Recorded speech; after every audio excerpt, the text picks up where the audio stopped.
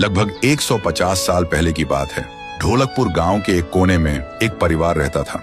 उस परिवार में था पीहू, उसका बड़े भाई साहुर और उनके मम्मी पापा। एक सुबह पीहू और साहुर घर के बाहर खेल रहे थे और अंदर उनकी मम्मी किचन में खाना बना रही थी। वो थोड़ी जल्दी में थी और तभी अचानक उनके कपड़ों में आग लग जाती है। वो चीख चीख के चिल्लाने लगती हैं। पीहू और साहुर मम्मी की चीख सुनकर भागकर अंदर आते हैं और जैसे ही मम्मी को जलते हुए देखते हैं वो चिल्लाते हैं, पापा जल्दी आओ पापा। पापा भागकर आते हैं लेकिन मम्मी को बचाने के लिए जैसे ही हाथ बढ़ाते हैं उनके कपड़ों में भी आग पकड़ लेती है और कुछ ही सेकंड्स में दोनों जलकर राख हो गए। पीहू और साहुर सिर्फ देखते रह गए जैसे पूरी दुनिया ही खत्म हो गई हो। अब पीहू घर में अकेली रहने लगी और साहुर हर दिन खेतों में काम करता, सिर्फ इसलिए ताकि उसकी बहन भूख से ना रहे। एक पूर्णिमा की रात थी।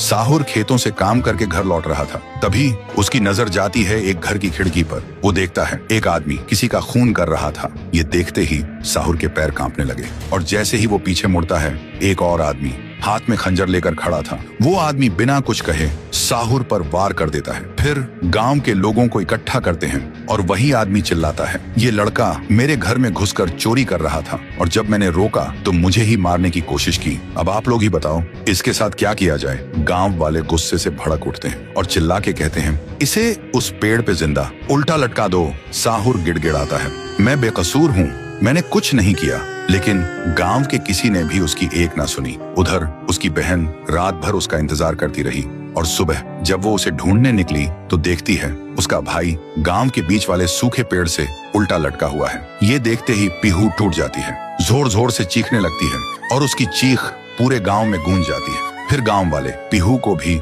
चोर का बहन कहकर गांव से निकाल देते हैं और तब से साहुर की आत्मा उस पेड़ के अंदर समा गई थी और पीहू गांव के बाहर एक झोपड़ी में रहने लगी थी। रोज एक पेड़ के नीचे बैठकर भीख मांगती थी लेकिन कोई भी उसे कुछ भी खाने को नहीं देता था। वो बस भूखी पेट पेड़ के नीचे लेटी रहती थी। साहुर भी अपनी बहन का दर्द महसूस कर पाता था लेकिन वो कुछ नहीं कर सकता था। फिर एक दिन पीहू रास्ते में खाना मांग रही थी और तभी एक नशे में चली गाड़ी ने उसे कुचल दिया था। तब से पीहू एक भूखी आत्मा बन गई जो हर गांव में भटकती थी, सिर्फ एक ही बात कहकर, मुझे भूख लगी है। ये सब याद करते ही तुंग तुंग तुंग साहुर की आंखों से आंसू टपकने लगते हैं और तभी उसे एक आवाज सुनाई देती है और बिना कुछ सोचे तुंग तुंग तुंग साहुर उस सूखे पेड़ के अंदर से निकलता है और अंधेरे में सीधा उस आवाज की तरफ चल पड़ता है। तो दोस्तों, अगर आप चाहते हो कि अगले पार्ट में पीहू, गुड़िया और तुंग तुंग तुंग साहुर की पावर दिखाई जाए तो इस वीडियो को 2 लाख लाइक्स तक पहुंचाओ,